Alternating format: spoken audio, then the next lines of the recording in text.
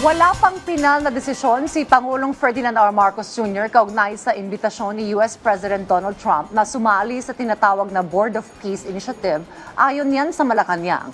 Sinabi ni PCO Undersecretary at Palace Press Officer Claire Castro na sa ngayon ay wala pang natatapos sa kasunduan o nakatakdang pulong kaugnay nito at maglalabas lang ng impormasyon ang pamahalaan kapag may malinaw na update na. Dagdag pa niya, ipinauubaya muna sa Department of Foreign Affairs ang pagpapaliwanag sa posibleng mensahe at implikasyon ng naturang imbitasyon sa international community, lalo na sa Asia-Pacific region, kabilang mga usaping may kinalaman sa seguridad at sa West Philippine Sea.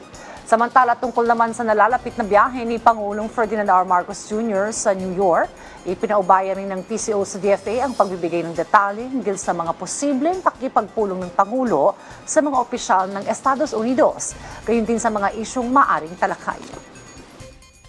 Sa ngayon po ay wala pa pong napafinalize na anumang tungkol sa meeting. Kung meron po ay ibibigay po namin sa inyong pinaka-update.